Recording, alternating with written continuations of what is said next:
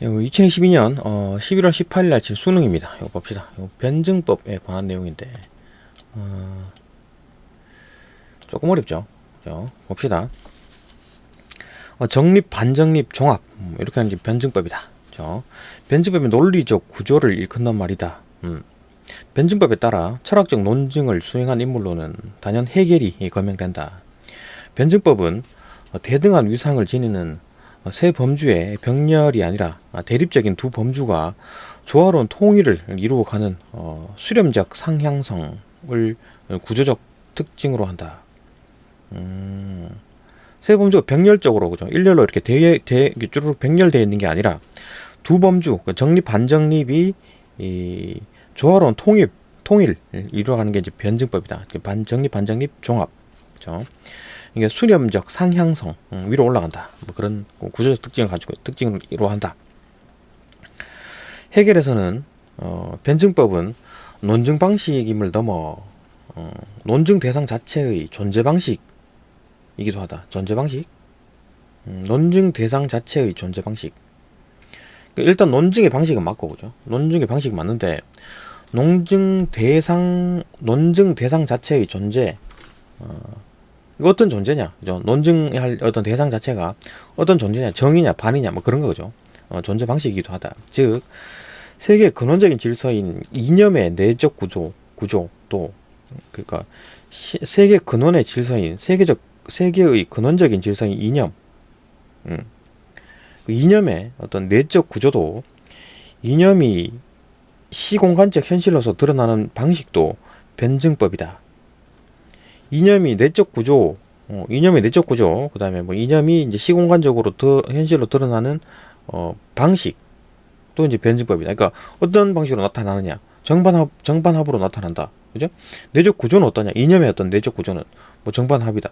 이렇게 이제 다 포괄하는 어떤 그런 걸 뭐 이렇게 설명할 수 있는 방식이다. 그죠? 변증법. 여기에 이념과 현실은 하나의 체계를 이루며 이념과 현실은 하나의 체계를 이루고 있다. 이념과 현실은 하나의 체계를 이루고 있다. 이념과 현실은 이 두 차원의 원리를 밝히는 철학적 논증도 변증법적 체계성을 지녀야 한다. 그러니까 이념이 있고 현실이 있는데 이게 이제 하나의 어떤 체계를 이루고 있다. 이 두 차원의 원리를 밝히는 논증도, 철학적 논증도 변증법적 체계성을 지녀야 한다. 이렇게 생각하는 거지. 변증법으로 이제 그 어떤 뭐 세상을 바라보고, 그죠? 변증법적 어떤 시각으로 바라본다. 그죠? 이념과 현실은 이렇게 이제 체계를 이루고 있고, 이 모든 시각은 뭡니까? 변증법적으로 바라보는 겁니다. 그죠? 그러니까 뭐 세상을 어떻게 보느냐, 세계관의 차이인 거지. 그러니까 이게 뭐 맞다는 게 아니고, 그죠? 이렇게 보는 방법도 있다. 그겁니다. 이게 다 이게 맞는 말이 아니고, 그죠? 이렇게 보는 방법도 있다. 그래서 봅시다. 해겔은 미학도 철저히 변증법적으로 구성된 체계 안에서 이제 다루고자 한다. 그러니까 미학이라는 게 어떤 뭐 아름다움을 다루는 학문이죠, 그죠? 그것도 이제 변증법적으로 구성된 체계 안에서 다루려고 한다. 그것도 변증법의 어떤 시각으로 바라보려 한다, 그죠? 그에게서 미학의 대상인 예술은 뭐 미학의 대상이겠죠. 종교 철학과 마찬가지로 절대 정신의 한 형태다. 예술은 어떤 절대 정신의 한 형태다. 그러니까 종교나 뭐 철학처럼 어떤 절대 정신, 예술도 절대 정신이다. 한 형태이다. 절대 정신은 절대적 진리인 이념을 인식하는 인간 정신을 가리킨다. 그 절대 정신은 뭐냐? 절대 정신은 절대적 진리인 이념을 인식하는 인간 정신의 영역을 가리킨다. 이게 말이 되게 어렵게 써놨는데, 그러니까 절대 정신이라는 게 이제 이 사람이 해결이 느끼기에 보기에, 예술은 종교나 철학과 마찬가지 어떤 레벨이다, 비슷한 레벨이다. 그걸 이제 절대 정신이라고 부른다. 해결 생각입니다, 그죠? 절대 정신은 절대적 진리인 이념을, 절대적 진리, 그 이념 자체를 이제 그 절대적 진리라고 보고, 그다음에 그 인식하는 인간의 영역을 가리킨다. 그러니까 이제 이념을 인식하는 인간의 영역을 절대 정신이라고 부른다. 그건 말이 되게 어렵게 써놨는데, 그러니까 해결 자기 생각대로 하는 얘기입니다. 그렇죠? 자기가 막 이렇게 세상을 바라본다, 그 얘기입니다. 계속 봅시다. 예술, 종교, 철학은 절대적 진리를 동일한 내용으로 하며 그 절대적 진리를 가지고 있다. 맞죠? 예술이나 종교나 철학은 같은 레벨이고 진리를 가지고 있다. 다만 인식의 형식의 차이에 따라 구분된다. 요거는 이제 진리적 절대적 진리는 똑같이 가지고 있는데 그게 이제 인식의 형식의 차이에 따라 이제 구분된다. 예술과 종교나 철학은 원래는 같은 어떤 동일한 어떤 절대적 진리를 가지고 있는데 어떻게 인식하느냐에 따라 예술로 그다음에 예술로 인식하거나 종교로 인식하거나 철학으로 인식한다. 그 얘기죠. 그죠? 어떤 진리들이 동일한 진리가 숨어 있다. 다만 인식 형식의 차이에 따라 구분된다. 이거 뭐 이게 맞는 얘기가 아니라 해겔의 시각에서 바라본 어떤 세계관입니다. 그렇죠? 절대 정신의 세 형태에 각각 대응하는 형식은 직관, 표상, 사유이다. 그러니까 예술은 직관, 그다음에 그 종교는 표상, 그다음에 철학은 사유 이렇게 이제 1대1 대응이 되는 거지, 그죠? 그러니까 직관, 표상, 사유는 뭐냐? 이거는 이제 그 인식의 형식이겠지, 그죠? 예술은 직관으로 인식하고 종교는 표상으로 인식을 하고 철학은 사유로 인식한다 그겁니다, 그죠? 계속 봅시다. 직관은 주어진 물질적 대상을 감각적으로 지각하는 지성이고, 그러니까 이런 식으로 해가지고 예술을 인식한다, 그죠? 그래갖고 예술에 들어있는 진리를 발견한다, 그죠? 표상은 물질적 대상의 유무와 무관하게 내면에서 심상을 떠올리는 지성이다. 그러니까 표상은 물질적 대상과 유무와 상관없이 뭐 예수면 예수, 어떤 뭐 종교면 어떤 신 이런 거죠. 내면에서 심상을 떠올린다. 사람에서 내면에서 심상을 떠올리는 거지. 그러니까 이제 이걸 이제 종교로 인식하게 된다. 이걸 가지고 종교를 인식하고 종교에 들어있는 진리를 파악하게 된다. 그죠? 사유는 대상을 개념을 통해서 파악하는 순수한 논리적 지성이다. 그러니까 사유는 대상을 어떤 개념을 통해서, 그러니까 막 생각을 해가지고, 그죠? 어떤 개념, 대상, 어떤 뭐 사랑이 무엇인가, 아니면 뭐 진리란 무엇인가, 아니면 그죠? 뭐 자유란 무엇인가, 이런 거를, 그죠? 개념을 통해서 파악하는 순수한 뭐 논리적 지성이다. 그렇지. 이게 이제 이런 식으로 그 사유를 이용해서 철학을 인식하고 철학에 들어있는 진리를 파악한다. 뭐 이런 거겠지. 이의 세 형태는 각각 직관하는 절대정신, 표상하는 절대정신, 사유하는 절대정신, 으로 이제 규정된다. 그러니까 직관하는 절대정신은 예술, 표상하는 절대정신은 뭐 종교, 사유하는 절대정신은 철학, 이렇게 보는 거지. 그렇죠? 해결에 따르면 직관의 외면성과 표상의 내면성은 사유에서 종합되고, 이건 이제 그 변증법적으로 보는 거지. 직관의 외면성, 그죠? 표상의 내면성, 정반 이렇게 되겠지.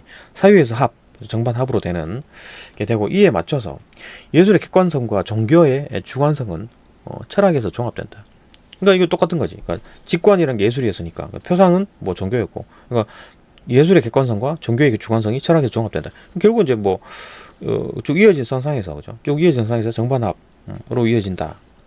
예술 정, 그다음에 종교 반, 그다음에 철학에서 합 이렇게 된다. 그러니까 이게 뭐 진리가 아니고 그 세계관입니다. 해겔이 바라보는 어떤 세계관이에요. 그죠? 이게 맞다 틀리다 그게 아닙니다. 그죠? 그래서 봅시다. 형식 간의 차이로 인해 내용의 인식 수준에는 중대한 차이가 발생한다. 형식 간의 차이로 인해서, 형식 간의 차이가 뭡니까? 그러니까 뭐 예술, 종교, 철학의 이제 형식 간의 차이, 그러니까 뭐 인식 형식, 그죠? 인식의 형식에 따라 차이로 인해서 내용의 인식 수준에는 중대한 차이가 발생한다. 인식을 얼마나 인식할지, 인식 수준 또 차이가 발생한답니다. 해결에게서 절대정신의 내용인 절대적 진리는 본질적으로 논리적이고 이성적인 것이다. 절대정신의 내용인 절대적 진리는 예술도 들어있고 종교에도 들어있고 철학에도 들어있다 그랬잖아요. 본질적으로 논리적이고 이성적인 것이다. 본질적인 논리적이고 이성적인 것이다. 절대적 진리는 본질적으로 논리적이고 이성적이다. 논리적이고 이성적이다. 절대적 진리는 본질적이고 논리적이고 이성적인 것이다. 그 절대적 진리는 특징이 본질적으로 이제 논리적이고 이성적이다. 그렇죠? 절대적 진리는 이러한 내용을 예술은 직관하고 종교는 표상하고 철학은 사유한다. 그러니까 절대적 진리가 다 이제 예술이든 종교든 철학이든 다 가지고 있는 건데, 예술은 직관하고 종교는 표상하고 철학은 사유한다 이렇게 연결되어 있잖아요. 그렇게 해서 이 세 형태 간에는 단계적 등급이 매겨진다. 등급이 매겨진다. 예술, 종교, 철학이 등급이 매겨진답니다. 같은 레벨이 아니고, 즉 예술은 초보 단계의, 종교는 성장 단계의, 철학은 완숙 단계의 절대정신이다. 이렇게 이제 그 순서를 매기는 거지. 클래스를 나누는 겁니다. 이에 따라 예술, 종교, 철학의 순으로 순의 어떤 진행해서 명실상부한 절대정신은 최고의 지성에 의거하는 것. 그러니까 이제 예술은 가장 밑에 있고, 그 다음에 종교는 그 다음이고, 그 다음에 이제 그 철학이 가장 높은 상황이다. 이런 상황에서 명실상부한 절대정신은 최고의 지성에 의거하는 것. 최고의 정신이 누굽니까? 철학이죠, 철학. 즉 철학뿐이며, 예술은 절대정신으로 기능할 수 있는 것은, 예술이 절대정신으로 기능할 수 있는 것은 제일 낮은 상태인데도 불구하고 있는 것은 인류의 보편적 지성이 미발달된 머나먼 과거로 한정된다. 그러니까 이제 아주 옛날 과거에, 그러니까 보편적 지성이 좀 낮을 때, 사람들이 전부 다 좀 무식한 상황일 때, 그때 이제 그 과거, 그죠? 그때 예술이 이제 절대정신으로 이제 기능했는데, 이제 사람들이 점점 좀 똑똑해지고, 그죠? 보편적 지성이 많이 발달됐을 때, 그때 이제 그 절대정신은 이 가장 고도의 절대정신은 철학뿐이다. 이래 보는 거지.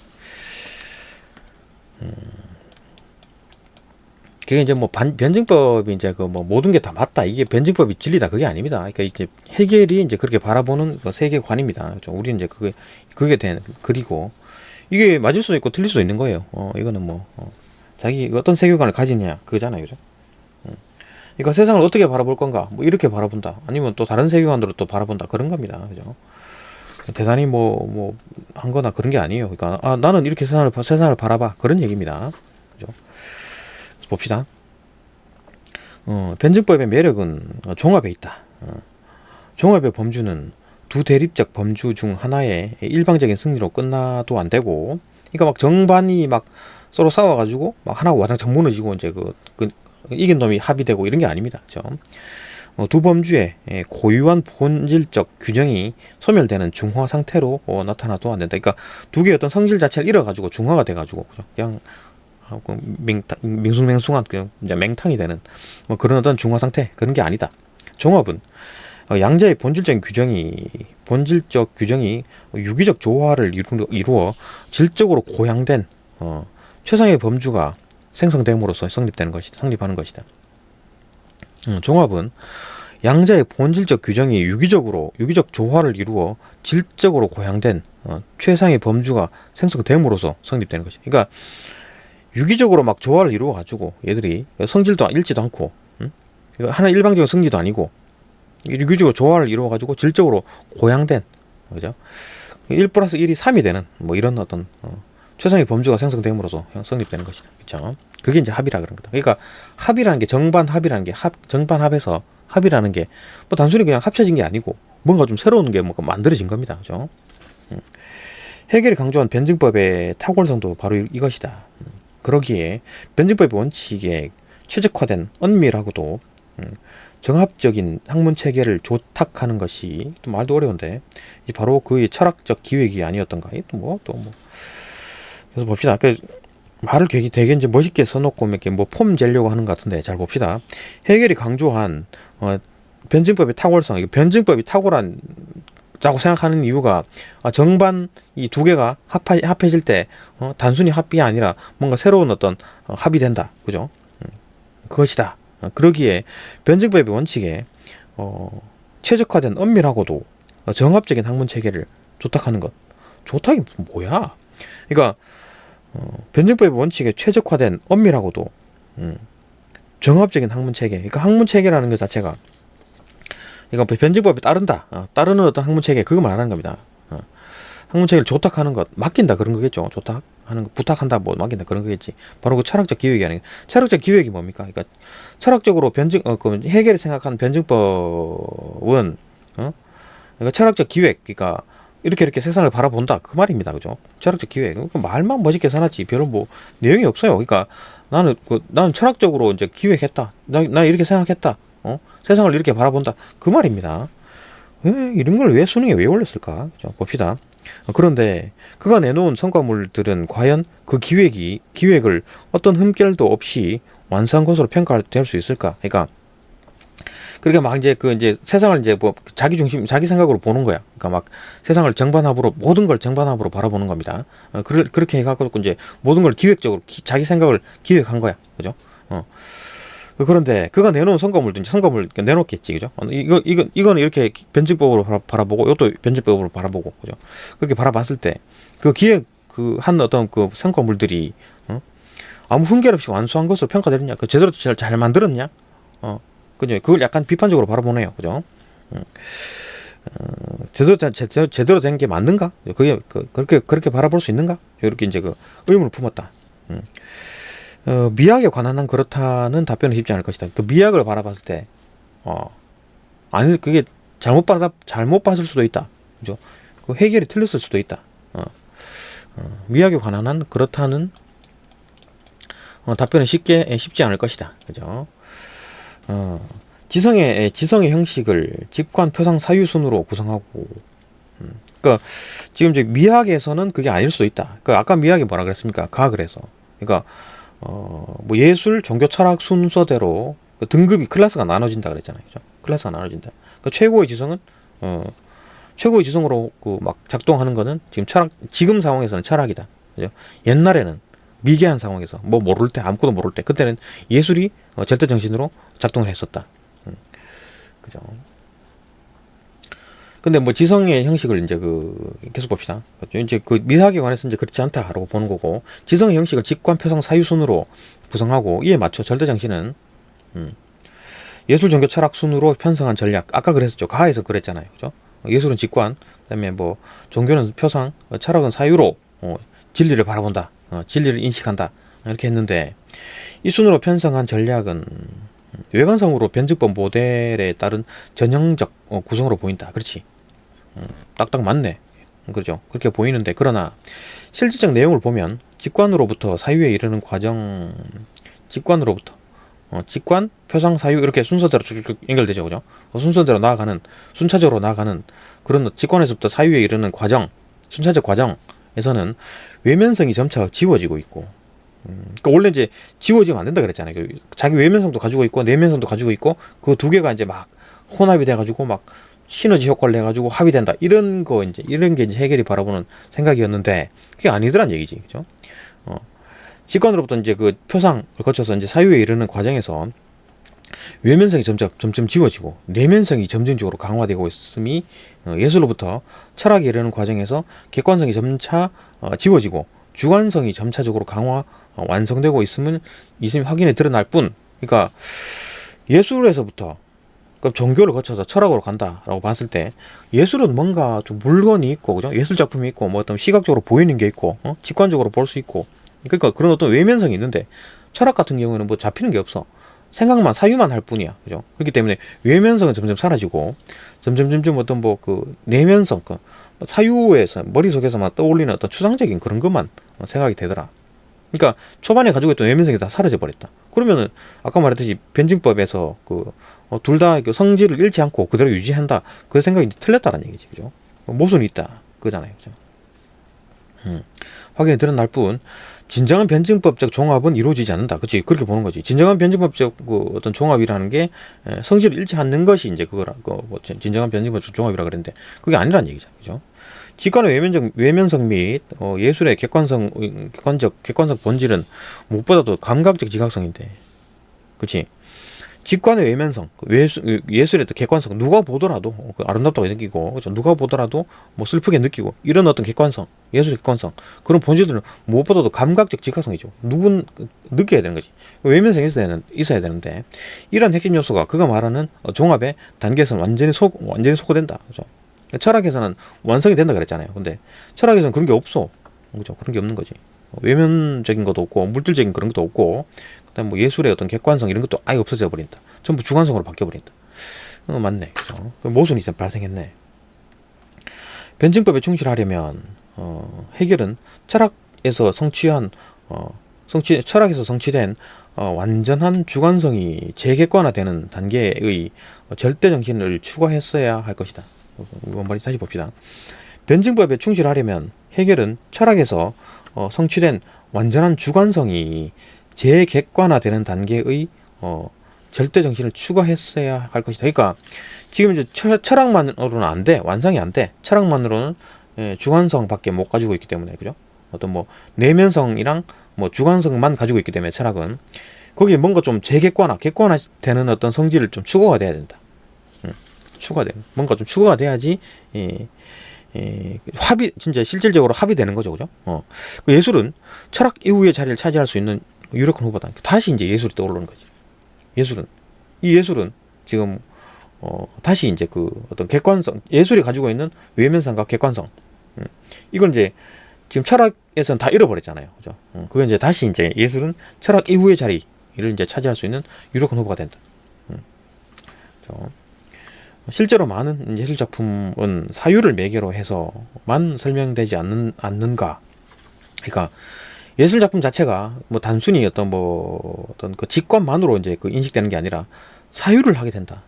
그러니까 철학이 맨 마지막 부분이 아니라 예술이 제일 마지막 최고의 경지가 아닌가, 이래 보는 거지, 그죠? 쓸데없는 내용들이죠. 그러니까 뭐 지금 뭐 공자월 맹자월 하는 거하고 똑같죠. 이거 뭐 사유가 어쩌네 저쩌네 뭐 쓸데없는 얘기들입니다. 그죠? 계속 봅시다. 실제로 많은 예술 작품은 어떤 사유를 매개로 해서만 설명되지 않는가. 그러니까 결국 이제 철학이 이제 그 모든 것 다 가지고 있는 통합적인 어떤 정반합에서 합의 자리를 차지하고 있는 게 아니라 부족해. 합이 덜 됐어. 그렇기 때문에 합의된 게 그럼 뭐냐? 예술이다. 예술은 객관성도 가지고 있고 주관성도 가지고 있다. 이렇게 보는 거지. 게다가 이는 누구보다도 풍부한 예술적 체험을 한 헤겔 스스로가 잘 알고 있지 않은가. 알잖아. 너 알면서 왜 그래. 그죠? 이 때문에 방법과 철학 체계 간에 이런 불일치는 더욱 아쉬움을 준다. 그러니까 뭔가 좀 미학 부분에서는 해결이 잘못 생각했네. 해결의 세계관이 모든 게 다 맞지 않다. 틀린 부분이 있더라. 그러니까 해결이 모든 걸 다 변증법적으로 그 세상을 바라보려 했는데 아닌 게 있더라. 그죠? 아닌 게 있더라. 스스로 모순인 게 있더라. 그런 거죠. 그러니까 해결이 다 모든 게 맞는 게 아니다. 그러니까 이제 자기 생각이 그렇다는 얘기지. 그렇게 바라보면 세상이 그렇게 보이는 게 아닌가라고 봤는데 스스로 모순되는 어떤 구조를 가지게 된다. 세상 그렇게 만만한 어떤 그런 게 아니다. 그죠? 네, 여기까지 보고 또 다음 질문으로 또 넘어갑시다.